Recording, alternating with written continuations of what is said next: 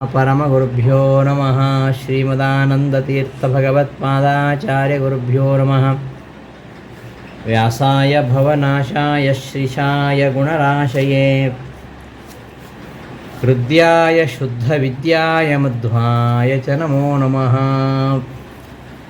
लक्ष्मीनारायणं नत्वा पूर्णबोधान् गुरूनपि कुर्मः श्रीकृष्णगीतायाः भाष्याद्युक्तार्थसङ्ग्रहम् अभ्रमं भङ्गरहितम् अजडं विमलं सदा आनन्दतीर्थमतुलं भजे तापत्रयापहम्। श्रीमतो राघवेन्द्रस्य नमामि पदपङ्कजे कामिताशेषकल्याणकलनाकल्पपादपौ अज्ञानतिमिरच्छेदं बुद्धिसम्पत्प्रदायकं विज्ञानविमलं शान्तं विजयाख्यगुरुं भजे। तपस्वाध्यायशुश्रूषा कृष्णपूजारतं मुनिं विश्वेशमिष्टदं वन्दे परिव्राट्चक्रवर्तिनं। श्रीगुरुभ्यो नमः।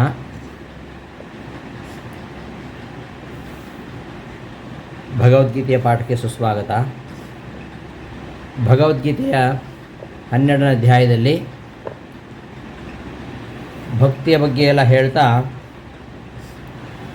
ಕೇವಲ ಭಕ್ತಿ ಮತ್ತು ತ್ಯಾಗಗಳಿದ್ದರೆ ಸಾಲದು, ಭಕ್ತ ಶೀಲವಂತನಾಗಿರಬೇಕು. ಭಾಗವತನ ಭಕ್ತಿಯ ಜೊತೆಗೆ ಅವನ ಶೀಲ ವರ್ಧನೆ ಆಗಬೇಕು. ನನ್ನ ಭಕ್ತ ಅವ ದ್ವೇಷರಹಿತನಾಗಿರಬೇಕು, ಸಕಲ ಪ್ರಾಣಿಗಳ ಮಿತ್ರನಾಗಿರಬೇಕು, ಅನುಕಂಪವುಳ್ಳವನಾಗಿರಬೇಕು, ಮಮತಾರಹಿತನಾಗಿರಬೇಕು, ಸುಖ ದುಃಖಗಳನ್ನು ಸಮನಾಗಿ ಕಾಣಬೇಕು, ಕ್ಷಮಾಗುಣವುಳ್ಳವನಾಗಿರಬೇಕು, ಏನು ದೊರಕುತ್ತದೋ ಅದರಲ್ಲಿಯೇ ತೃಪ್ತಿಯನ್ನು ಪಡ್ತಕ್ಕಂಥವನಾಗಬೇಕು, ಪ್ರಯತ್ನಶೀಲನಾಗಬೇಕು, ದೃಢವಾದ ನಿಶ್ಚಯವುಳ್ಳವನಾಗಬೇಕು, ನನ್ನಲ್ಲಿ ಭಕ್ತಿ ಉಳ್ಳವನಾಗಬೇಕು. ಇಂತಹ ಭಕ್ತ ನನಗೆ ಅತ್ಯಂತ ಪ್ರೀತಿ ಪಾತ್ರನಾಗ್ತಾನೆ. ಇಷ್ಟು ವಿಚಾರಗಳನ್ನು ಹಿಂದಿನ ಶ್ಲೋಕಗಳಲ್ಲಿ ಹೇಳಿ, ಆ ಸದ್ಭಕ್ತನ ಇನ್ನೂ ಕೆಲವು ಗುಣಗಳನ್ನು ಪರಮಾತ್ಮ ಹೇಳ್ತಾ ಇದ್ದಾನೆ. ಅನಪೇಕ್ಷಃ ಶುಚಿಃ ದಕ್ಷಃ ಉದಾಸೀನಃ ಗತವ್ಯಥಃ ಸರ್ವಾರಂಭ ಪರಿತ್ಯಾಗಿ ಯೋಮದ್ಭಕ್ತಃ ಸಮೇ ಪ್ರಿಯಃ. ಅನಪೇಕ್ಷಃ, ಅಪೇಕ್ಷೆಯಿಲ್ಲದವ ಅಂದರೆ ಕ್ಷುದ್ರವಾದ ಅಪೇಕ್ಷೆ, ಕ್ಷುದ್ರವಾದ ಕಾಮನೆ ಇಲ್ಲದವ. ಅನಪೇಕ್ಷೋ ಭಗವತ್ ಪ್ರೀತಿ ಅನ್ಯತ್ರ ಕ್ವಾಪಿ ಅಪೇಕ್ಷಾಹೀನಃ ಅಂತ ಅರ್ಥ. ಅನಪೇಕ್ಷೆ ಅಂದರೆ ಭಗವಂತನ ಪ್ರೀತಿಯನ್ನು ಹೊರತುಪಡಿಸಿ ಇನ್ಯಾವುದೇ ಕಾಮನೆ ಇಲ್ಲದವ. ಕ್ವಾಪಿ ಎಲ್ಲಿಯೂ ಅಪೇಕ್ಷಾಹೀನ, ಪರಮಾತ್ಮನನ್ನು ಹೊರತುಪಡಿಸಿ ಉಳಿದ ಕಡೆಗೆ ಯಾವುದೇ ಕಾಮನೆ ಇಲ್ಲದವ ಅನಪೇಕ್ಷ ಅಂತ ರಾಯರು ವಿವೃತ್ತಿಯಲ್ಲಿ ಆ ಪದದ ಅರ್ಥವನ್ನು ವಿವರಿಸ್ತಾರೆ. ಅನಪೇಕ್ಷ, ಕ್ಷುದ್ರ ಕಾಮನೆ ಇಲ್ಲದವ. ಶುಚಿ, ಒಳಹೊರಗೆ ಶುದ್ಧಿ ಇರತಕ್ಕಂಥವ. ಒಳಹೊರಗೆ ಶುದ್ಧಿ ಇರುವುದಕ್ಕೆ ರುಜುತ್ವ ಅಂತ ಹೇಳ್ತಾರೆ. ಆರ್ಜವ ಗುಣ, ಆ ಆರ್ಜವ ಗುಣ ಅದು ಅಂತರಂಗ ಬಹಿರಂಗ ಶುದ್ಧಿ. ಅದನ್ನು ಭಾಗವತ ಧರ್ಮ ಅಂತ ಹೇಳ್ತಾರೆ. ಕಾಯೇನ ವಾಚ ಮನಸ ಒಂದೇ ರೀತಿಯಾಗಿ ಇರುವಂಥದ್ದು, ಅದು ಶುಚಿತ್ವ. ತ್ರಿಕರಣ ಶುದ್ಧಿ ಅಂತ ಹೇಳ್ತಾರೆ. ಅಂದರೆ ಯಾವುದೇ ಒಳ್ಳೆಯ ಕೆಲಸ ಮಾಡುವವ ಅದನ್ನು ಮನಃಪೂರ್ವಕವಾಗಿ ಒಳ್ಳೆಯದು ಅಂತ ತಿಳಿದಿರಬೇಕು. ಅದು ಒಳ್ಳೆಯದು ಅಂತ 4 ಜನರಿಗೆ ವಿಶ್ವಾಸಪೂರ್ವಕವಾಗಿ ಹೇಳ್ತಾ ಇರಬೇಕು ಮತ್ತು ಅದನ್ನು ಚಾಚು ತಪ್ಪದೆ ತನ್ನ ಆಚರಣೆಯಲ್ಲಿ ತರಬೇಕು. ಇದನ್ನೇ ಕಾಯನ ವಾಚ ಮನಸ ಒಂದೇ ರೀತಿಯಾಗಿ ಇರುವುದು ಅಂತ. ಇದನ್ನೇ ಭಾಗವತ ಹೇಳುತ್ತೆ. ಧರ್ಮ ಪ್ರೋಜ್ಜಿತ ಕೈತ ಓತ್ರ ಪರಮಃ. ಸಾಮಾನ್ಯವಾಗಿ ನಾವು ನೋಡ್ತೇವೆ ಇನ್ನೊಬ್ಬರಿಗೆ ಉಪದೇಶ ಮಾಡಬೇಕಾದರೆ ಪಾಂಡಿತ್ಯವನ್ನು ಕಾಣ್ತೇವೆ. ಆದರೆ ಅಂತಹ ದೊಡ್ಡ ದೊಡ್ಡ ಮಾತುಗಳನ್ನು ಆಡುವವರು ತಮ್ಮ ಜೀವನದಲ್ಲಿ ಅವುಗಳನ್ನು ಪರಿಪಾಲಿಸಲಿಕ್ಕೆ ಅವರು ಮುಂದೆ ಬರ್ತಾರ? ಕನ್ನಡದಲ್ಲಿ ಹೇಳ್ತಾರಲ್ಲ, ಹೇಳೋದು ಆಚಾರ, ತಿನ್ನೋದು ಬದನೆಕಾಯಿ ಅಂತ. ಲೋಕಾನಾ ಸಂಗೆ ಬ್ರಹ್ಮಜ್ಞಾನ್ ಆಪಣ್ ಕೋಡೆ ಪಾಷಾಣ ಅಂತ ಹೇಳ್ತಾರಲ್ಲ.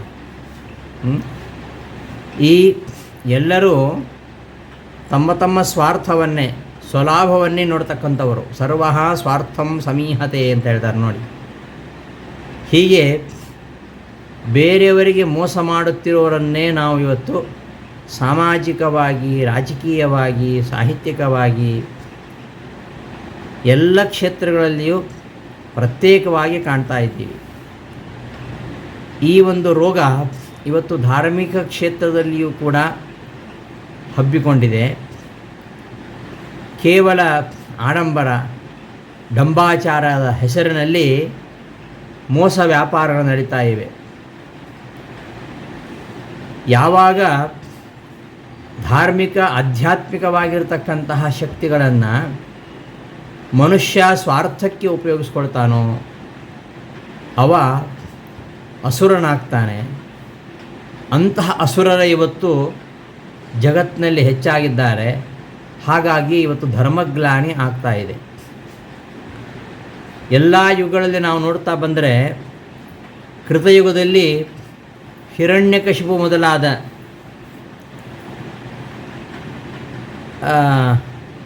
ರಾಜರುಗಳಿದ್ದರು. ಅವರ ವಿದ್ಯೆಯನ್ನು ಕಡಿಮೆ ಇರಲಿಲ್ಲ. ವಿದ್ಯೆ, ತೇಜಸ್ಸು, ತಪಸ್ಸು, ಬಲ ಎಲ್ಲ ಗುಣಗಳಿಂದ ಯುಕ್ತರಾಗಿರತಕ್ಕಂತಹ ಋಷಿಗಳ ಮಕ್ಕಳಾಗಿದ್ದವರು ಇವರೆಲ್ಲ, ಹಿರಣ್ಯಕಶಿಪು ಮೊದಲಾದವರು. ಆದರೆ ಅವರು ಇವುಗಳನ್ನು ಸ್ವಾರ್ಥಕ್ಕೋಸ್ಕರವಾಗಿ ಬಳಸಲಿಕ್ಕೆ ಆರಂಭ ಮಾಡಿದಾಗ ಧರ್ಮದ ಗ್ಲಾನಿಯಾಯಿತು. ಇಡೀ ಲೋಕವೇ ತ್ರಾಹಿ ತ್ರಾಹಿ ಎಂಬುದಾಗಿ ಭಗವಂತನ ಮೊರೆ ಹೋಯಿತು. ಹಾಗಾಗಿ ಪರಮಾತ್ಮ ನರಸಿಂಹನಾಗಿ ಅವತಾರ ಮಾಡಬೇಕಾಯಿತು. ಮುಂದೆ ರಾವಣ, ಕುಂಭಕರ್ಣಾದಿಗಳು ಈ ಯಜ್ಞ, ಯಾಗ, ತಪಸ್ಸುಗಳನ್ನು ಸ್ವಾರ್ಥಕ್ಕಾಗಿ ಬಳಸಿದರು. ಋಷಿಕುಮಾರರು, ಬ್ರಾಹ್ಮಣರು ಆದಂತಹ ಇವರೆಲ್ಲ ಸದ್ಗುಣಗಳನ್ನು ದುರುಪಯೋಗ ಮಾಡಿದ್ದರಿಂದಾಗಲೇ ಅವರು ರಾಕ್ಷಸರಾದರು. ಮುಂದೆ ಹಾಗೆ ದ್ವಾಪರದಲ್ಲಿ ಜರಾಸಂಧ, ಶಿಶುಪಾಲ, ದಂತವಕ್ರ, ಕಂಸ, ದುರ್ಯೋಧನ ಮೊದಲಾದವರೆಲ್ಲ ಮೇಲೋಟಕ್ಕೆ ಧಾರ್ಮಿಕರಂತೆ ಕಾಣ್ತಾ ಇದ್ದರು. ಯಜ್ಞ ಯಾಗಾದಿಗಳಲ್ಲಿ ತೊಡಗಿದವರಾಗಿದ್ದರು, ತಪಸ್ವಿಗಳಾಗಿದ್ದರು, ಪೂಜೆ ಪುರಸ್ಕಾರ ಮಾಡ್ತಕ್ಕಂಥವರಾಗಿದ್ದರು. ಆದರೆ ಅವರ ಉದ್ದೇಶ ಕೇವಲ ಸ್ವಾರ್ಥಪೂರಿತವಾಗಿತ್ತು. ಹಾಗಾಗಿ ಅವರು ಲೋಕಕಂಟಕರಾದರು. ಇನ್ನು ಕಲಿಯುಗದಲ್ಲಿ ಅಂಥವರಿದ್ದಾರೆ. ಚಾರ್ವಾಕ, ಬೌದ್ಧ, ಜೈನ ಈ ದರ್ಶನವಿರತಕ್ಕಂತಹ ಕೆಲವು ಮತಾಚಾರ್ಯರು ಸೈದ್ಧಾಂತಿಕವಾಗಿ ಅವರು ಸಾಧನೆ ಮಾಡೋದು ಬೇರೆ, ಆಚರಣೆಯಲ್ಲಿ ತರೋದು ಬೇರೆ. ಹೇಳುವುದೇ ಬೇರೆ, ಅವರು ಮಾಡೋದೇ ಬೇರೆ. ಹೀಗೆ ಅವರು ಅಂಧೇನೈವ ನಿಯಮಾನಃ ಯಥಾಂಧಃ ಎಂಬಂತೆ ತಾವು ದಾರಿ ತಪ್ಪಿದ್ದಲ್ಲದೆ ಬೇರೆಯವರನ್ನು ದಾರಿ ತಪ್ಪಿಸಿದರು. ಇನ್ನು ಈಗಂತೂ ನಾವು ನೋಡ್ತಾ ಇದ್ದೇವೆ, ಈ 20-21ನೇ ಶತಮಾನಗಳಲ್ಲಿ ಅದೆಷ್ಟು ಪಾಖಂಡಿಗಳಿದ್ದಾರೆ ನಮ್ಮ ದೇಶದಲ್ಲಿ. ವಾಮ ಮಾರ್ಗದಿಂದ ಜನರನ್ನು ಆಕರ್ಷಿಸ್ತಾರೆ. ಕೆಲವು ಕೈ ಚಳಕಗಳನ್ನು ಕಲಿತುಕೊಂಡು ಕೆಲವರು ನಾವೇ ಭಗವಂತ ಅಂತ ಹೇಳಿಬಿಡ್ತಾರೆ. ಅವನು ಯಾವನೊಬ್ಬ ಇದ್ದಾನೆ, ನಾನೇ ಭಗವಾನ್ ಅಂತ ಹೇಳ್ತಾನೆ. ನಾವೇ ಜಗತ್ತಿನ ಉದ್ಧಾರ ಮಾಡತಕ್ಕಂಥವ್ರಂತೂ ಘೋಷಣೆ ಮಾಡ್ತಾ ಪಾಪ ಅಮಾಯಕರಾಗಿರ್ತಕ್ಕಂತಹ ಜನರನ್ನು ಮೋಸಪಡಿಸ್ತಾ ವಿಷಯ ಲಂಪಟರಾಗಿ ಅವರು ಸುಮ್ಮನೆ ಲಂಪಟತನವೇ ಆದರ್ಶ ಅನ್ನೋ ರೀತಿಯಲ್ಲಿ ತಿರುಗಾಡ್ತಾ ಇದ್ದಾರೆ. ಈ ಎಲ್ಲ ರೋಗಗಳ ನಿವಾರಣೆ ಆಗಬೇಕು ಅಂತಾದರೆ ಈ ಆರ್ಜವ ಇದನ್ನೇ ಇಲ್ಲಿ ಶುಚಿ ಅಂತ ಹೇಳೋದು. ಅಂತರಂಗದಲ್ಲಿಯೂ ಬಹಿರಂಗದಲ್ಲಿಯೂ ಶುಚಿಯಾಗಿರುವಂಥದ್ದು. ಅಂದರೆ ಸರಿಯಾಗಿ ತಿಳ್ಕೊಳ್ಬೇಕು, ಸರಿಯಾದ್ದನ್ನೇ ಹೇಳಬೇಕು, ಸರಿಯಾದ್ದನ್ನೇ ಆಚರಣೆ ಮಾಡಬೇಕು. ಹೇಳುವುದ ಒಂದೇ, ಮಾಡುವುದೇ ಒಂದೇ, ಮತ್ತು ಅವರ ಮನಸ್ಸಲ್ಲಿರುವುದು ಇನ್ನೊಂದು. ವಚಸ್ಸೇಕಂ ಮನಸ್ಸೇಕಂ ಕರ್ಮಣ್ಯೇಕಂ ದುರಾತ್ಮನಾಂ ಸುಭಾಷಿತ ಹೇಳುತ್ತೆ. ಹೀಗೆ ಯಥಾರ್ಥವಾದ ಜ್ಞಾನ, ಯಥಾರ್ಥವಾದ ಉಪದೇಶ, ಯಥಾರ್ಥವಾದ ಆಚರಣೆ ಇದಿದ್ದರೆ ಇಂತಹ ಒಂದು ರೋಗವನ್ನು ನಿವಾರಣೆ ಮಾಡ್ಬೋದು. ಇದನ್ನೇ ಭಾಗವತ ಧರ್ಮ ಅಂತ ಹೇಳ್ತು. ಆರ್ಜವ ಗುಣ, ಈ ಕೈತವ ಇಲ್ಲದಿರುವಂಥದ್ದು, ಈ ಮೂರು ರೀತಿಯಾಗಿರತಕ್ಕಂತಹ ಗುಣ, ಯಥಾರ್ಥ ಜ್ಞಾನ, ಯಥಾರ್ಥ ಉಪದೇಶ, ಯಥಾರ್ಥ ಆಚರಣೆ, ಇದು ಮೂರು ಇದ್ದರೆ ಇದಕ್ಕೆ ಆರ್ಜವ ಅಂತ ಹೇಳೋದು. ಇದನ್ನು ಭಾಗವತಕಾರರು ಧರ್ಮ ಪ್ರೋಜ್ಜಿತ ಕೈತವೋತ್ರ ಪರಮಃ ನಿರ್ವತ್ಸರಾಣಾಂ ಸತಾಂ ವೇದ್ಯಂ ವಾಸ್ತವಮತ್ರ ವಸ್ತು ಶಿವದಂ ತಾಪತ್ರಯೋನ್ಮೂಲನಂ ಶ್ರೀಮದ್ಭಾಗವತೆ ಮಹಾಮುನಿಕೃತೆ ಕಿಂವಾ ಪರೈರೀಶ್ವರಃ ಸದ್ಯೋ ಹೃದಯವರುಧ್ಯತೇತ್ರ ಕೃತಿಭಿಃ ಶುಶ್ರೂಷಿಭಿಃ ತತ್ಕ್ಷಣಾತ್ ಎಂಬುದಾಗಿ ಭಾಗವತದ ಆರಂಭದಲ್ಲಿ ಹೇಳ್ತಾರೆ ವೇದವ್ಯಾಸರು. ಧರ್ಮ ಅಂದರೆ ಯಾವುದು? ನಿಜವಾದ ಧರ್ಮ ಅಂದರೆ ಯಾವುದು ಅಂದರೆ ಪ್ರೋಜ್ಜಿತ ಕೈತವಃ ಧರ್ಮ ಅತ್ರ ಪರಮಃ ಧರ್ಮ ನಿರ್ಮತ್ಸರಾಣಾಂ ಸತಾಂ. ಮೋಸ, ಮಾತ್ಸರ್ಯ, ಸ್ವಾರ್ಥ ಮೊದಲಾದ ದುರ್ಗುಣಗಳು ಇಲ್ಲದಂತಹ ಸಜ್ಜನರಿಗೆ ನಿಜವಾದ ಧರ್ಮ ಹೇಳಬೇಕು. ಯಾವ ಧರ್ಮ ಅದು ಅಂದರೆ ಈ ಮೋಸ, ಕಾಪಟ್ಯ, ವಂಚನೆ ಇವುಗಳಿಂದ ರಹಿತವಾಗಿರುವಂಥದ್ದೇ ಧರ್ಮ.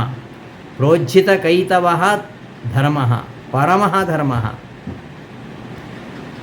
ಮೋಸ, ಕಪಟತನ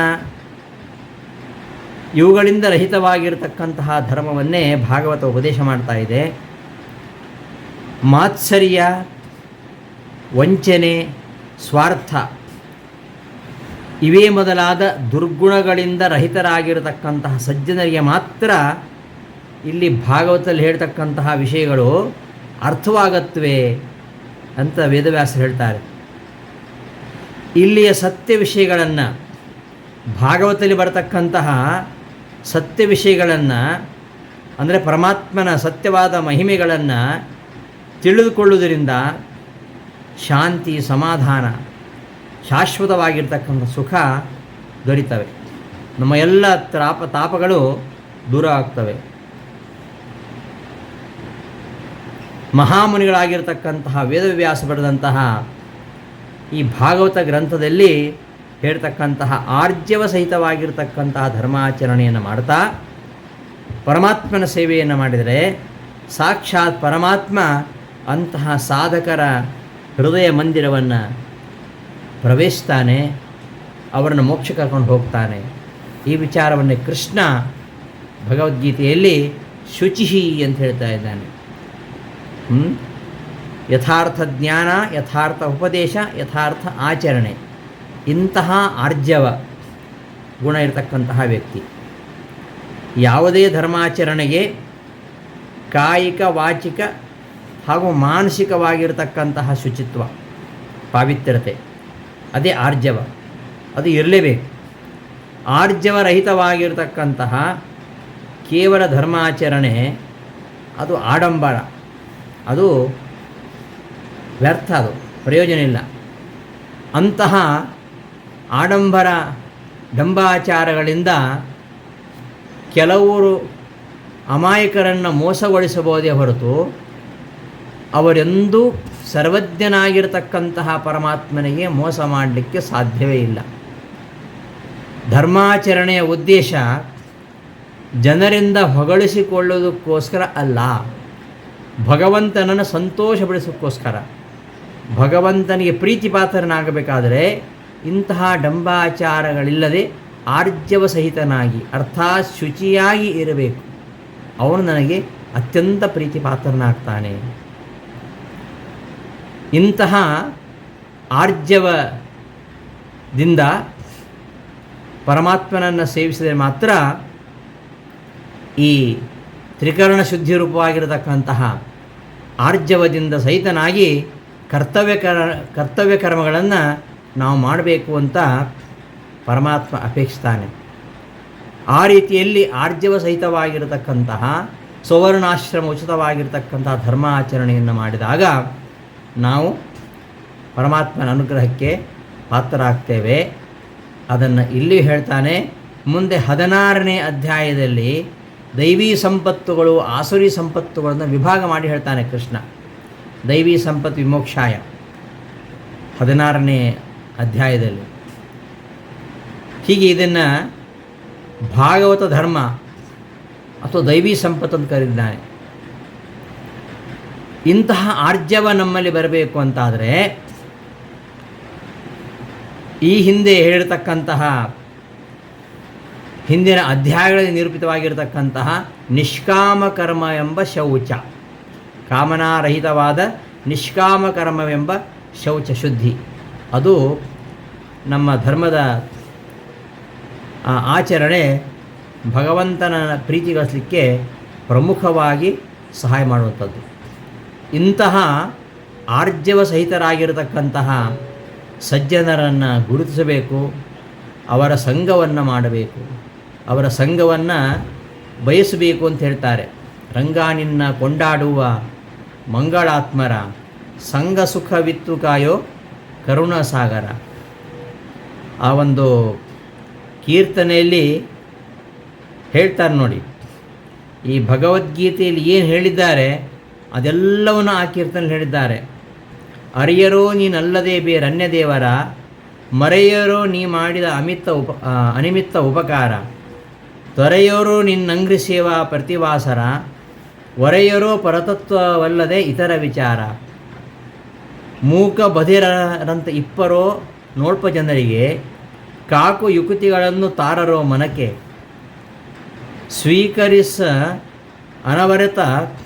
ಸ್ವೀಕರಿಸ ಅನರ್ಪಿತ ಒಂದು ಕಾಲಕ್ಕೆ, ಕೈವಲ್ಯ ಭೋಗ ಸುಖ ಅವರಿಗೆ ಬೇಕೆ, ಕಂಡಲ್ಲಿ ವಿಶ್ವರೂಪ ಕಾಂಬರೋ, ಉಂಡುಣಿಸಿದ್ದೆಲ್ಲ ನಿನ್ನ ಯಜ್ಞವೆಂಬರೋ, ಬೊಂಡುಣಿಯಂದದಿ ನಾಮಾಮೃತವ ಸವಿವರೋ, ಹೆಂಡಿರು ಮಕ್ಕಳು ನಿನ್ನ ತೊಂಡರೆಂಬರೋ, ಬಿಡರೋ ಸ್ವಧರ್ಮಗಳೇನು ಬಂದರೂ ಬೇಡರೋ ದೈನ್ಯ ಒಬ್ಬರಿಗೂ ಲೋಕವಂದ್ಯರೋ. ಹೀಗೆ ಹೇಳ್ತಾ ಈ ಭಗವದ್ಗೀತೆ ಬರತಕ್ಕಂತಹ ಜಯ ಜಯ, ಲಾಭ ಲಾಭ, ಮಾನಾಪಮಾನ, ಭಯ ಭಯ, ಸುಖ ಸುಖ, ದುಃಖ ದುಃಖ, ಲೋಷ್ಟ ಕಾಂಚನ, ಪ್ರಿಯ ಅಪ್ರಿಯ, ನಿಂದಾಸ್ತಿ ಅನುದಿನ, ಸಿರಿಯರಸ ಚಿಂತಿಸುವರೋ ನಿನ್ನ ಅಧೀನ. ಇದೇ ವಿಚಾರವನ್ನು ಬಹಳ ಸುಂದರವಾಗಿ ಸಂಗ್ರಹ ಮಾಡಿದ್ದಾರೆ ಜಗನ್ನಾಥದಾಸರು. ಇಂತಹ ಈ ಒಂದು ನಿಷ್ಕಾಮ ಕರ್ಮೆಂಬ ಶುಚಿತ್ವ ಇದು ಇದ್ದವನನ್ನು ಶುದ್ಧ ಅಂತ ಹೇಳೋದು. ಅಂಥವನು ಉದಾಸೀನ ಅಂದ್ರೇನು?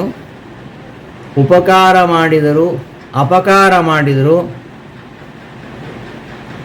ಅವನು ಒಂದೇ ಥರ ಇರತಕ್ಕಂಥವನು. ಉಪಕಾರವೇ ಮಾಡಲಿ ಅಪಕಾರವೇ ಮಾಡಲಿ ಎರಡೂ ವಿಷಯಗಳಲ್ಲಿಯೂ ಅವನು ಉದಾಸೀನಾಗಿರ್ತಾನೆ.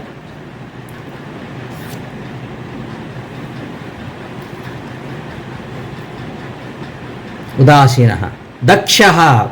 ದಕ್ಷನಾಗಿರ್ತಕ್ಕಂಥವನು. ಶುಚಿ ಬಾಹ್ಯಾಂತರ ಶುದ್ಧಿಮಾನ್, ದಕ್ಷ ಭಗವತ್ಕರ್ಮಕರಣೆ ಪಟುಹು. ಭಗವಂತನ ಕಾರ್ಯವನ್ನು ಮಾಡೋದರಲ್ಲಿ ಪಟು, ಸಮರ್ಥನಾಗಿರ್ತಕ್ಕಂಥವನು. ಉದಾಸೀನ ಕರ್ತವ್ಯ ಉಪಕಾರ ಅಪಕಾರಯೋ ಉಪೇಕ್ಷಕ. ಮಾಡಬೇಕಾಗಿರ್ತಕ್ಕಂಥ ಉಪಕಾರ ಅಪಕಾರಗಳಿಂದ ದೂರ ಇರತಕ್ಕಂಥವನು ಅಂತ ಅರ್ಥ. ಆಮೇಲೆ ಗತವ್ಯಥ ಪರಕೃತ ಅಪಕಾರೈ ಅಪ್ರಾಪ್ತ ಮನಕ್ಲೇಶ. ಇನ್ನೊಬ್ಬರು ಅಪಕಾರ ಮಾಡಿದರೆ ಮನಕ್ಲೇಶವನ್ನು ಮಾಡಿಕೊಳ್ಳದವ. ಇನ್ನೊಬ್ಬರು ಮಾಡಿದ ಅಪಕಾರದಿಂದ ಮನಕ್ಲೇಶವನ್ನು ಮಾಡಿಕೊಳ್ಳದವ ಅವನು ಗತವ್ಯಥ. ಸರ್ವಾರಂಭ ಪರಿತ್ಯಾಗಿ, ಎಲ್ಲ ವಿಷ್ಣು ಪ್ರೀತಿಕರವಲ್ಲದ ಯಾವುದೇ ಕಾರ್ಯ ಇರಲಿ ಅದರಿಂದ ದೂರ ಇರತಕ್ಕಂಥವನು ಅಂತ ಅರ್ಥ. ಸರ್ವಾರಂಭ ಪರಿತ್ಯಾಗಿ ಅಂದರೆ ಯಾವುದನ್ನು ಆರಂಭ ಮಾಡದೇ ಇರುವನು ಅಂತ ಅರ್ಥ ಅಲ್ಲ. ಕೆಲವು ಸ್ಟಾರ್ಟಿಂಗ್ ಟ್ರಬಲ್ ಇರ್ತದೆ ಅಂತ ಹೇಳ್ತಾರಲ್ಲ, ಅದಲ್ಲ.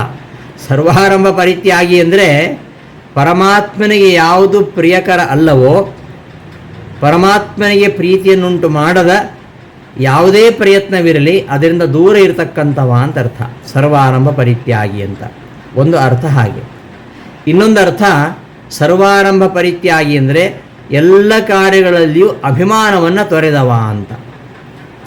ಸರ್ವಾರಂಭ ಪರಿತ್ಯಾಗಿ ಇತ್ಯಸ್ಯ ಅವೈಷ್ಣವ ಸರ್ವಾರಂಭ ಪರಿತ್ಯಾಗಿ, ಸರ್ವಾರಂಭ ಅಭಿಮಾನತ್ಯಾಗಿ, ಸರ್ವಾರಂಭ ಫಲತ್ಯಾಗಿ, ಭಗವತಿ ಸರ್ವಾರಂಭ ಸಮರ್ಪಣ ರೂಪ ತ್ಯಾಗವಾನ್ ಇತಿ ಚತುರ್ಥಾರ್ಥ. 4 ರೀತಿಯ ಅರ್ಥಗಳನ್ನು ವಿವೃತ್ತಿಯಲ್ಲಿ ರಾಯರು ತೋರಿಸ್ತಾರೆ ಸರ್ವಾರಂಭ ಪರಿತ್ಯಾಗಿ ಅಂದರೆ. ಮೊದಲನೇ ಅರ್ಥ ಅವೈಷ್ಣವ ಸರ್ವಾರಂಭ ಪರಿತ್ಯಾಗಿ, ವಿಷ್ಣುವಿಗೆ ಪ್ರೀತಿಕರವಲ್ಲದ ಯಾವುದೇ ಕಾರ್ಯವನ್ನು ಮಾಡದವ ಅಂತ ಒಂದು ಅರ್ಥ.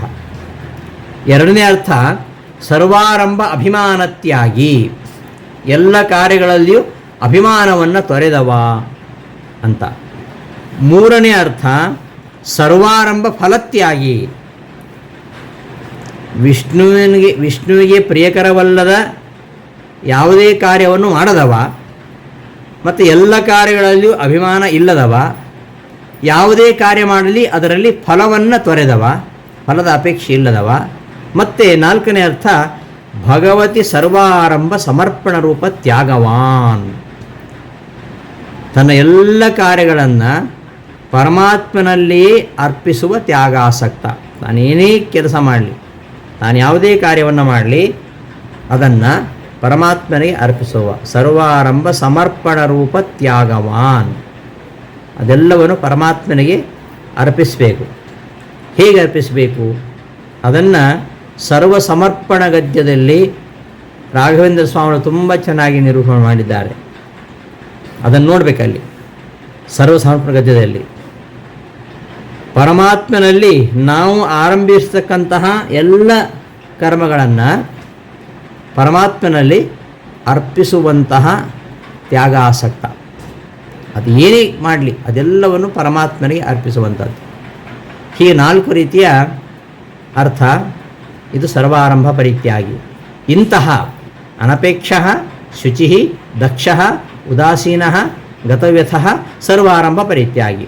ಕ್ಷುದ್ರ ಕಾಮನ ಇಲ್ಲದವ, ಶುದ್ಧ ಮತ್ತು ಭಗವತ್ಕರ್ಮಕರಣದಲ್ಲಿ ಸಮರ್ಥನಾದವನು, ಮತ್ತು ಈ ಇನ್ನೊಬ್ಬರು ಅಪಕಾರ ಮಾಡಿದರೆ ವ್ಯಥೆ ಪಡೆದೇ ಇರತಕ್ಕಂಥವನು, ಮತ್ತು ಸರ್ವಾರಂಭ ಪರಿತ್ಯಾಗಿ.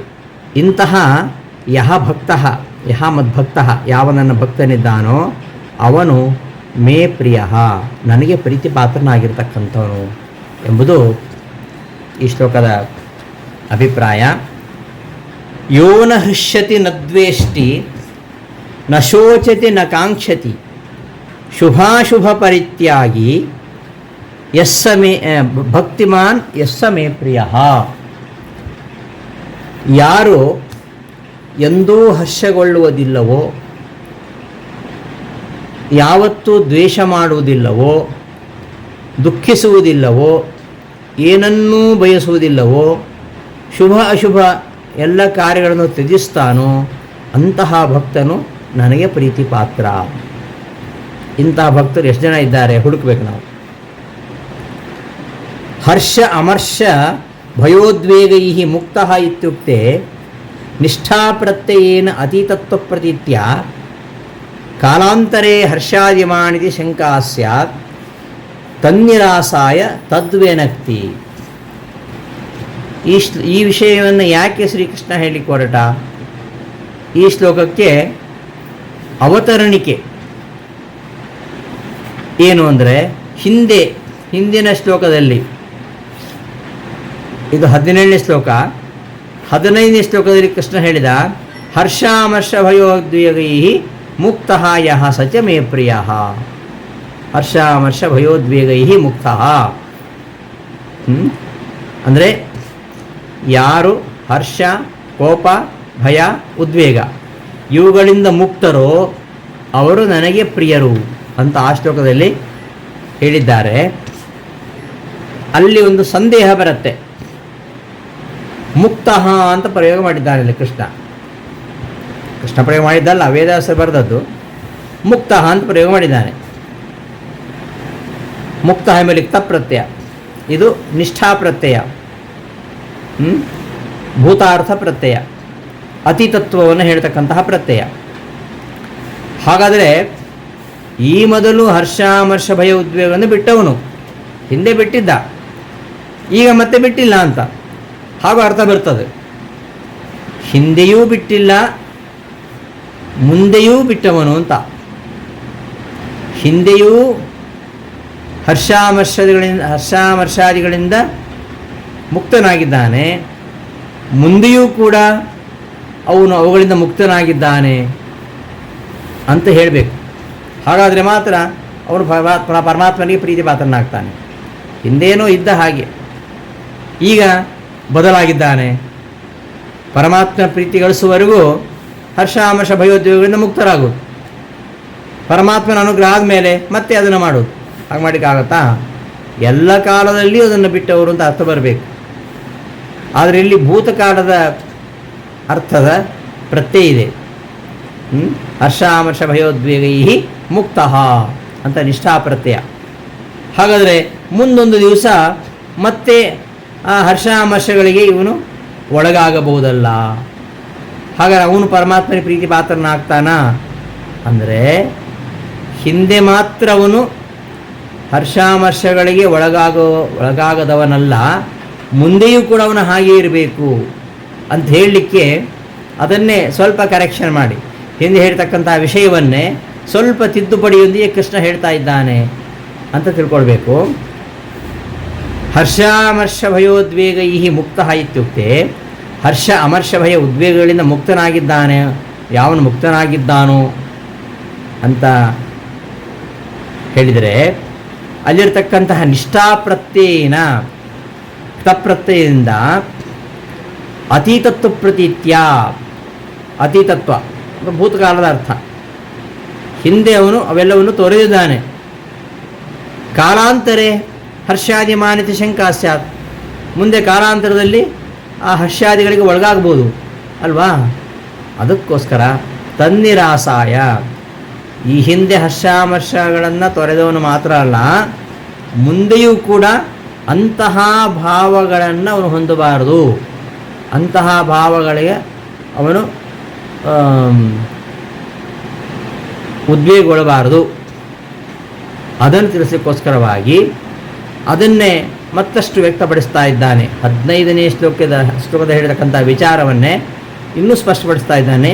ಯೋನ ಹೃಷ್ಯತಿ ನ ದ್ವೇಷ್ಟಿ, ಅದೇ ಇರೋದು ಹರ್ಷ ದ್ವೇಷ, ಹರ್ಷ ಅಮರ್ಷ ಭಯ ಉದ್ವೇಗ, ಅವುಗಳನ್ನೇ ಇಲ್ಲಿ ಸ್ಪಷ್ಟಪಡಿಸ್ತಾ ಇರೋದು. ಈ ಯಾವನು ನ ಹೃಷ್ಯತಿ ಹರ್ಷಗೊಳ್ಳುವುದಿಲ್ಲವೋ, ನ ದ್ವೇಷ್ಟಿ ದ್ವೇಷಿಸುವುದಿಲ್ಲವೋ, ನ ಶೋಚತಿ ದುಃಖಿಸುವುದಿಲ್ಲವೋ, ನ ಕಾಂಕ್ಷತಿ ಏನನ್ನು ಬಯಸುವುದಿಲ್ಲವೋ, ಮತ್ತು ಶುಭಾಶುಭ ಪರಿತ್ಯಾಗಿ ಶುಭ ಕಾರ್ಯ ಹಾಗೂ ಅಶುಭ ಕಾರ್ಯಗಳನ್ನು ತ್ಯಜಿಸಿರುತ್ತಾನೋ, ಯಾವನು ಇಂಥವನಿದ್ದಾನೋ ಅಂತಹ ಭಕ್ತಿಮಾನ್, ಅಂತಹ ಭಕ್ತನು ಮೇ ಪ್ರಿಯ, ನನಗೆ ಪ್ರೀತಿಪಾತ್ರ. ಹರ್ಷಾಮರ್ಷ ಭಯೋದ್ವೇಗೈ ಮುಕ್ತಃ ಇತ್ಯುಕ್ತೆ ಹರ್ಷಾಮರ್ಷ ಭಯೋದ್ವೇಗಗಳಿಂದ ಮುಕ್ತಃ ಅಂತ ಹಿಂದೆ ಹೇಳಿದಾಗ ಅಲ್ಲಿರ್ತಕ್ಕಂತಹ ತಪ್ರತ್ಯಯದಿಂದ ಅತೀತತ್ವ ಪ್ರತೀತವಾಗ್ತದೆ. ಕಾಲಾಂತರದಲ್ಲಿ ಹರ್ಷಾದಿಮಾನ್ ಇತಿ ಶಂಕಾ ಸ್ಯಾತ್, ಮುಂದೆ ಕಾಲಾಂತರದಲ್ಲಿ ಅಂತಹ ಭಾವಗಳನ್ನು ಅವರು ಮತ್ತೆ ಹೊಂದಬಹುದಲ್ವಾ ಅಂತಂದರೆ ತನ್ನಿರಾಸಾಯ, ಅದನ್ನು ನಿರಾಕರಣೆ ಮಾಡಲಿಕ್ಕೋಸ್ಕರವಾಗಿ ಹಿಂದೆ ಹೇಳಿದ್ದದ್ದು ವಿನಕ್ತಿ ಅದನ್ನೇ ಸ್ಪಷ್ಟಪಡಿಸ್ತಾ ಇದ್ದಾನೆ. ಅಲ್ಲಿ ಹೇಳ್ತಕ್ಕಂಥ ವಿಚಾರವನ್ನೇ ಇಲ್ಲಿ ಸ್ಪಷ್ಟಪಡಿಸ್ತಾ ಇದ್ದಾನೆ. ಯೋ ನ ಹೃಷ್ಯತಿ ಇತ್ಯಾದಿನ ನಾಣ್ಯದ್ ನ ಅನದ್ಯತನವತ್ ಕ್ರಿಯಾ ಪ್ರಬಂಧ ಸಾಮೀಪ್ಯಯೋ ಇತಿ ಸೂತ್ರೇಣ ಕ್ರಿಯಾ ಸಾತತ್ಯ ರೂಪ ಕ್ರಿಯಾ ಪ್ರಬಂಧೆ ವಿಹಿತ ಲಟ್ ಪ್ರತ್ಯಯಾಂತತ್ವೇನ ಹೃಷ್ಯತೀತ್ಯಾದೇಃ ಯಾವಜ್ಜೀವಂ ಹೃಷ್ಯತೀತ್ಯಾದಿರರ್ಥಃ ನ ಹೃಷ್ಯತಿ ನ ದ್ವೇಷ್ಟಿ ಇತ್ಯಾದಿ ರೂಪೇಣ ನಂಗ್ ಸಂಬಂಧೆ ಸತಿ ಕದಾಪಿ ನ ಹೃಷ್ಯತಿ ಇತ್ಯಾದಿರರ್ಥಃ ಭವತಿ ಇತಿ ಭಾವಃ. ನಾಣ್ಯದ ಅದ್ಯತನವತ್ ಕ್ರಿಯಾಪ್ರಬಂಧ ಸಾಮೀಪ್ಯಯೋಃ ಎಂಬ ಪಾಣಿನಿ ಸೂತ್ರ ಏನಿದೆ ಅಲ್ಲಿ ಹೇಳಿದ ಪ್ರಕಾರ ಈ ಕ್ರಿಯೆಯ ಅವಿರತಿ, ಕ್ರಿಯೆಯದು ಅದು ಮುಗಿಲಿಲ್ಲ, ಅದು ಇನ್ನೂ ಮುಂದುವರಿತಾನೇ ಇದೆ, ಪ್ರೆಸೆಂಟ್ ಕಂಟಿನ್ಯೂ ಮುಂದುವರಿತಾ ಇದೆ ಅಂತ ಸೂಚನೆಗೋಸ್ಕರವಾಗಿ ಲಟ್ಟ ಪ್ರತ್ಯಯ ಇದೆ ಅಲ್ಲಿ, ಹೃಷ್ಯತಿ. ಈ ಇದಕ್ಕೆ ಅರ್ಥ ಏನು? ಈ ಕ್ಷಣದಲ್ಲಷ್ಟೇ ಅವನು ಸಂತೋಷ ಪಡ್ತಾನೆ ಅಂತ ಅರ್ಥ ಅಲ್ಲ. ಈ ಕ್ಷಣದಲ್ಲಷ್ಟೇ ಅವನು ನ ಹೃಷ್ಯತಿ, ಸಂತೋಷ ಪಡೋದಿಲ್ಲ ಅಂತ ಅರ್ಥ ಅಲ್ಲ. ಯಾವತ್ತು ಯಾವ ಜೀವಂ ಬದುಕಿರೋ ತನಕ ಅವನು ಹರ್ಷ ಪಡ್ತಾನೆ ಅಂತ ಅರ್ಥ. ನ ಹೃಷ್ಯತಿ ನ ದ್ವೇಷ್ಟಿ ಅಂದರೆ ಅವನು ಇಂದಂತಲ್ಲ, ಎಂದೂ ಅವನು ಹರ್ಷ ಪಡಲಾರನು, ಎಂದೂ ಅವನು ದ್ವೇಷವನ್ನು ಮಾಡಲಾರನು ಅಂತ ಈ ಅರ್ಥ ಬರುತ್ತೆ.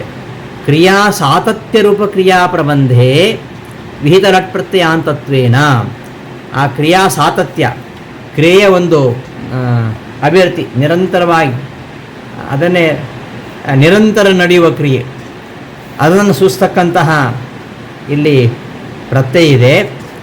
ಆದ್ದರಿಂದ ನ ಹೃಷ್ಯತಿ ನ ದ್ವೇಷ್ಟಿ ನ ಶೋಚತಿ ನ ಕಾಂಕ್ಷತಿ ಅನ್ನೋದರ ಅರ್ಥ ಏನು ಅಂದರೆ ಅವನು ಎಂದೂ ಹರ್ಷ ಪಡಲಾರನು, ಎಂದೂ ದ್ವೇಷ ಮಾಡಲಾರನು, ಎಂದೂ ಶೋಕ ಪಡಲಾರನು, ಎಂದೂ ಅವನು ಯಾವುದನ್ನು ಬಯಸುವುದಲ್ಲ. ಈ ಅರ್ಥ ಬರುತ್ತೆ, ಈ ಸೂತ್ರದ ಪ್ರಕಾರ ಆ ಅರ್ಥ ಬರ್ತದೆ ಅಂತ ಅರ್ಥ. ನ ಹೃಷ್ಯತಿ ನ ದ್ವೇಷ್ಟಿ ಇತ್ಯಾದಿ ರೂಪೇಣ ಕ್ರಿಯಾ ಸಾತತ್ಯ ರೂಪ ಕ್ರಿಯಾ ಸಂಬಂಧೆ ವಿಹಿತ ಲಟ್ ಪ್ರತ್ಯಯಾಂತತ್ವೇನ ನ ಅನದ್ಯತನವತ್ ಕ್ರಿಯಾ ಪ್ರಬಂಧ ಸಾಮೀಪ್ಯಯೋ ಎಂಬ ಸೂತ್ರದಿಂದ ಕ್ರಿಯಾ ಸಾತತ್ಯ ರೂಪ ಕ್ರಿಯಾ ಪ್ರಬಂಧೆ ವಿಹಿತ ಲಟ ಪ್ರತ್ಯಯಾಂತತ್ವೇನ ಕ್ರಿಯೆಯ ಅವಿರತಿಯನ್ನು ಸೂಚಿಸ್ತಕ್ಕಂತಹ ಲಟ್ ಲಕಾರದ ಪ್ರತ್ಯಯವನ್ನು ಬಳಸಿದ್ದರಿಂದಾಗಿ ಹೃಷ್ಯತೀತ್ಯಾದೇಹೇ ಹೃಷ್ಯತಿ ಮೊದಲಾದವುಗಳಿಗೆ ಯಾವಜ್ಜೀವಂ ಹೃಷ್ಯತೀತ್ಯರ್ಥ ನ ಹೃಷ್ಯತಿ ನ ದ್ವೇಷ್ಟಿ ಇತ್ಯಾದಿ ರೂಪೇಣ ನಂಗೆ ಸಂಬಂಧೆ ಸತಿ ಕದಾಪಿ ನ ಹೃಷ್ಯತಿ ಇತ್ಯಾದಿ ರೂಪ ಅರ್ಥ ಭವತಿ ಭಾವ. ಹೃಷ್ಯತಿ ಅಂದರೆ ಯಾವಜ್ಜೀವಂ ಬದುಕಿರ್ತರ್ಗನು ಅವನು ಹರ್ಷಪಡುತ್ತಾನೆ ಅಂತ ಅರ್ಥ. ನಂಗೆ ಸಂಬಂಧ ಇರೋದ್ರಿಂದ ನ ಹೃಷ್ಯತಿ ನ ದ್ವೇಷ್ಟಿ ಅಂದರೆ ಕದಾಪಿ ಎಂದಿಗೂ ಅವನು ನ ಹೃಷ್ಯತಿ, ಎಂದಿಗೂ ಅವನು ಹರ್ಷ ಪಡೋದಿಲ್ಲ, ಎಂದಿಗೂ ಅವನು ದ್ವೇಷ ಮಾಡೋದಿಲ್ಲ ಎಂಬ ಅರ್ಥ ಬರುತ್ತೆ. ಉದಾಹೃತಂಚ ವೃತ್ತೌ ತೃತೀಯ ಪಾದೆ, ಇದನ್ನು 3ನೇ ಅಧ್ಯಾಯದ 3ನೇ ಪಾದದಲ್ಲಿ ಇದನ್ನು ನಿರೂಪಿಸಿದ್ದಾರೆ. ಯಾವಜ್ಜೀವಂ ಅನ್ನಮದಾತ್, ಅನ್ನವನ್ನು ಮಾಡಿದ್ದಾನೆ, ಅನ್ನದಾನ ಮಾಡಿದ್ದಾನೆ ಅಂದರೆ ಏನರ್ಥ? ಅನ್ನದಾನ ಮಾಡಿದ್ದಾನೆ ಅಂದರೆ ಯಾವಜ್ಜೀವಂ ನಿರಂತರವಾಗಿ ಬದುಕಿರೋ ತನಕ ಅವನು ಅನ್ನದಾನ ಮಾಡಿದ್ದಾನೆ ಅಂತ ಅರ್ಥ ಅಂತ ಅಲ್ಲಿ ನಿರೂಪಿಸಿದ್ದಾರೆ. ಯಾವಜ್ಜೀವಂ ಅನ್ನದಾನಾದ್ ಇತ್ಯಾದಿನ ಸರ್ವಾರಂಭ ಪರಿತ್ಯಾಗಿ ಇತಿ ಸಾಮಾನ್ಯತಃ ಉಕ್ತಂ. ಸರ್ವಾರಂಭ ಪರಿತ್ಯಾಗಿ ಎಂಬುದಾಗಿ ಸಾಮಾನ್ಯವಾಗಿ ಹೇಳಿದ್ದು, ಅದನ್ನು ವಿಶೇಷವಾಗಿ ಹೇಳ್ತಾ ಇರೋದು. ಇಲ್ಲಿ ಸರ್ವಾರಂಭ ಪರಿತ್ಯಾಗಿ ಅಂತ ಹಿಂದೆ ಬಂತಾರೆ ಹಿಂದಿನ ಶ್ಲೋಕದಲ್ಲಿ. ಇಲ್ಲಿ ಅಲ್ಲಿ ಹೇಳಿದ್ದು ಎಲ್ಲ ಕರ್ಮಗಳನ್ನು ಅವನು ಪರಿತ್ಯಜಿಸ್ತಾನೆ ಅಂತ 4 ರೀತಿಯ ಅರ್ಥ ಹೇಳಿದರು, ಸಾಮಾನ್ಯವಾಗಿ ಹೇಳಿದ್ದು. ಇಲ್ಲಿ ವಿಶೇಷವಾಗಿ ಹೇಳ್ತಾ ಇರೋದು ಯಾವುದು ಆ ಕರ್ಮಗಳು? ವಿಷ್ಣು ಪ್ರೀತಿಕರವಲ್ಲದ ಯಾವುದೇ ಕರ್ಮವನ್ನು ಮಾಡೋದಿಲ್ಲ. ಆಮೇಲೆ ಸರ್ವ ಕಾರ್ಯಗಳಲ್ಲಿಯೂ ಅಭಿಮಾನವನ್ನು ತೊರೆದವ, ಎಲ್ಲ ಕಾರ್ಯಗಳ ಫಲವನ್ನೂ ತೊರೆದವ, ಎಲ್ಲ ಕಾರ್ಯಗಳನ್ನು ಪರಮಾತ್ಮನಲ್ಲಿ ಅರ್ಪಿಸಿದವ ಅಂತಲ್ಲಿ ಸಾಮಾನ್ಯವಾಗಿ ಹೇಳಿದ್ದು. ಇಲ್ಲಿ ವಿಶೇಷವಾಗಿ ಯಾವುದು ಶುಭವೇ ಆಗಲಿ ಅಶುಭವೇ ಆಗಿರಲಿ ಅಂತಹ 4 ರೀತಿಯ ಕಾರ್ಯ ಇದೆಯಲ್ಲ, ಆ 4 ರೀತಿಯದ್ದು ಸಾಮಾನ್ಯವಾಗಿ ಹೇಳಿದ್ದು. ವಿಶೇಷವಾಗಿ ಯಾವುದು ಅಂದರೆ ಶುಭಾಶುಭ ಪರಿತ್ಯಾಗಿ, ಅಂದರೆ ಜ್ಞಾನಭಕ್ತಿ ವೈರಾಗ್ಯಾದಿ ಅನ್ಯ ಶುಭತ್ಯಾಗಿ ಇತ್ಯರ್ಥ. ಸರ್ವಾರಂಭ ಪರಿತ್ಯಾಗಿ ಅಂದರೆ ಎಲ್ಲವನ್ನೂ ತ್ಯಜಿಸಿಬಿಡ್ತಾನೆ ಅಂದರೆ ಹಾಗಾದರೆ ಜ್ಞಾನ, ಭಕ್ತಿ, ವೈರಾಗ್ಯ ಇವುಗಳನ್ನು ತೋರಿಬಿಡ್ತಾನ ಅಂತ ಅರ್ಥ ಬರ್ತದೆ. ಅದಕ್ಕೆ ಅಲ್ಲಿ ಹೇಳಿದ್ದು ಸರ್ವಾರಂಭ ಪರಿತ್ಯಾಗಿ ಸಾಮಾನ್ಯವಾಗಿ ಹೇಳಿದ್ದು, ಅದನ್ನು ವಿಶೇಷವಾಗಿ ಶುಭ ಅಶುಭ ಪರಿತ್ಯಾಗಿ ಅಂದರೆ ಜ್ಞಾನಭಕ್ತಿ ವೈರಾಗ್ಯಕ್ಕಿಂತ ಬೇರೆಯಾಗಿರ್ತಕ್ಕಂತಹ ಶುಭವನ್ನು ತೊರೆದವ ಅಂತ. ಶುಭವನ್ನು ಯಾರೂ ತೊರೆಯೋದಿಲ್ಲ, ಅಶುಭವಾದನ್ನು ತೋರಿತಾರೆ. ಶುಭವಾದನ್ನು ಎಲ್ಲರೂ ತೋರಿತಾರಾ? ಶುಭವಾದನ್ನು ತೋರಿತಾರೆ. ಯಾವುದನ್ನಂದರೆ ಇವುಗಳನ್ನು ಬಿಟ್ಟು ಉಳಿದನ್ನು, ಜ್ಞಾನಭಕ್ತಿ ವೈರಾಗ್ಯಕ್ಕಿಂತ ಭಿನ್ನವಾಗಿರತಕ್ಕಂತಹ ಶುಭವನ್ನು ತೊರೆದವ. ಅದನ್ನು ಇಲ್ಲಿ ವಿಶೇಷವಾಗಿ ಬಿಡಿಸಿ ಹೇಳಿ. ಯಾವುದನ್ನು ಪರಿತ್ಯಾಗ ಮಾಡ್ತಾನೆ, ಯಾವುದನ್ನು ಪರಿತ್ಯಾಗ ಮಾಡೋದಿಲ್ಲ ಅಂದರೆ ಅಶುಭವಾದ್ದನ್ನು ಎಲ್ಲವನ್ನೂ ಪರಿತ್ಯಾಗ ಮಾಡ್ತಾನೆ. ಶುಭವಾದರಲ್ಲಿ ಜ್ಞಾನಭಕ್ತಿ ವೈರಾಗ್ಯಾದಿ ಅನ್ಯ ಶುಭತ್ಯಾಗಿ ಇತ್ಯರ್ಥ. ಜ್ಞಾನಭಕ್ತಿ ವೈರಾಗ್ಯ ಇವುಗಳನ್ನು ಹೊರತುಪಡಿಸಿ ಇತರ ಶುಭವಾದ್ದನ್ನು ತ್ಯಾಗ ಮಾಡತಕ್ಕಂಥವನು. ಅತೇವ ತದನ್ಯನ್ ನಕಾಂಕ್ಷತಿ ಇತ್ಯರ್ಥೋ ನಕಾಂಕ್ಷತಿ ಇತ್ಯಸ್ಯ ಜ್ಞೇಯ. ನಕಾಂಕ್ಷತಿ ಅಂತ ಹೇಳಿ ಆಯ್ತಲ್ಲಿ. ಅಂದರೆ ನಕಾಂಕ್ಷತಿ ಅಂದರೆ ಏನನ್ನು ಬಯಸುವುದಿಲ್ಲ. ಏನನ್ನು ಬಯಸು ಅಂತ ಹೇಳಿದ ಮೇಲೆ ಆಯಿತು, ಶುಭಾಶುಭ ಪರಿತ್ಯಾಗಿ ಅರ್ಥ ಬಂತು. ಶುಭವಾದನ್ನು ಬಿಡ್ತಾನೆ, ಅಶುಭವಾದನ್ನು ಬಿಡ್ತಾನೆ, ಮತ್ತೆ ಯಾಕೆ ಅದನ್ನ ಹೇಳಬೇಕು? ಅದಕ್ಕೆ ತದ ಅನ್ಯತ್ ನಕಾಂಕ್ಷತಿ ಇತ್ಯರ್ಥ. ಅದನ್ನು ಹೊರತುಪಡಿಸಿ ಇತರದ್ದನ್ನು ಅವನು ಯಾವತ್ತೂ ಇಚ್ಛಿಸುವುದಿಲ್ಲ ಅಂತ ಅರ್ಥ. ಏವಂ ಲೋಕಾನ್ನೋದ್ವಿಜತೆ ಇತ್ಯಸ್ಯಾಪಿ ಹಿಂದಿನ ಶ್ಲೋಕದಲ್ಲಿ ಯಸ್ಮಾನ್ನೋ ದ್ವಿಜತೆ ಲೋಕಃ ಲೋಕಾನ್ನೋದ್ವಿಜತೆ ಶ್ರೇಯಃ ಏನು ಆ ಶ್ಲೋಕದಲ್ಲಿ ಇದೆ. ಲೋಕಾತ್ ನ ಉದ್ವಿಜತೆ ಇತ್ಯಸ್ಯಾಪಿ ಹರ್ಷಾಮರ್ಷ ಭಯಮುಕ್ತ ಇತ್ಯನೇನ ಅಪೌನರುಕ್ತ್ಯಂ ಧ್ಯೇಯಂ. ಹರ್ಷಾಮ ಅಲ್ಲಿ ಲೋಕಾನ್ನೋದ್ವಿಜತೆ ಯಹ ಅಲ್ಲೇನು ಹೇಳ್ತು? ಯಾವನು ಯಾರಿಂದ ಸಮಾಜ ಉದ್ವೇಗಗೊಳ್ಳುವುದಿಲ್ಲವೋ, ಯಾರು ಸಮಾಜದಿಂದ ಉದ್ವಿಗ್ನರಾಗುವುದಿಲ್ಲವೋ ಅಂಥವ್ರು ನನಗೆ ಪ್ರಿಯ ಅಂತ ಹೇಳಿದ್ದಲ್ಲಿ.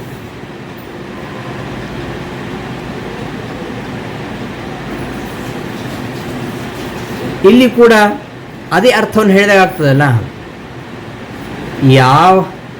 ಯಾರಿಂದ ಸಮಾಜ ಉದ್ವೇಗಗೊಳ್ಳುವುದಿಲ್ಲವೋ, ಯಾರಿಂದ ಸಮಾಜ ಉದ್ವಿಗ್ನವಾಗುವುದಿಲ್ಲವೋ ಅಂದ್ರೆ ಅರ್ಥ ಏನು? ಅಂತಹ ವ್ಯಕ್ತಿ ಹರ್ಷ, ಕೋಪ, ಭಯ, ಉದ್ವೇಗದಿಂದ ಮುಕ್ತನಾಗಿರ್ತಾನೆ. ಹರ್ಷಾಮರ್ಷಾದಿಗಳಿದ್ದರೆ ಅವನಿಂದಾಗಿ ಸಮಾಜಕ್ಕೆ ಉದ್ವೇಗ ಇರಬಹುದು. ಅಥವಾ ತನಗೆ ಹರ್ಷ ಸಿಗದೇ ಇದ್ದಾಗ ಅವ ಉದ್ವೇಗಕ್ಕೆ ಒಳಗಾಗಬಹುದು, ಅಥವಾ ಕೋಪಕ್ಕೆ ಒಳಗಾಗಬಹುದು, ಅಥವಾ ತಾನು ಬಯಸಿದ್ದು ಸಿಗ್ತದೋ ಇಲ್ಲ ಅಂತ ಭಯ ಪಡ್ಬೋದು, ಉದ್ವೇಗಗೊಳ್ಬೋದು. ಆದ್ದರಿಂದ ಅಲ್ಲಿ ಪೂರ್ವಾರ್ಧದಲ್ಲಿ ಹೇಳ್ತಕ್ಕಂತಹ ವಿಚಾರ, ಉತ್ತರಾರ್ಧದಲ್ಲಿ ಹೇಳ್ತಕ್ಕಂತಹ ವಿಚಾರದಲ್ಲಿ ಸ್ವಲ್ಪ ವ್ಯತ್ಯಾಸ ಏನು ಕಾಣುವುದಿಲ್ಲ ನಮಗೆ, ಒಂದನ್ನೇ ಹೇಳಿದಂತೆ ಕಾಣುತ್ತೆ. ಯಾರಿಂದ ಸಮಾಜ ಉದ್ವೇಗಗೊಳ್ಳುವುದಿಲ್ಲವೋ, ಯಾರಿಂದ ಯಾವನು ಹರ್ಷ ಕೋಪ ಭಯ ಉದ್ವೇಗಗಳಿಂದ ಮುಕ್ತನಾಗಿರ್ತಾನೋ ಅವನಿಂದ ಯಾವತ್ತೂ ಸಮಾಜ ಉದ್ವೇಗಗೊಳ್ಳುವುದಿಲ್ಲ. ಮತ್ತು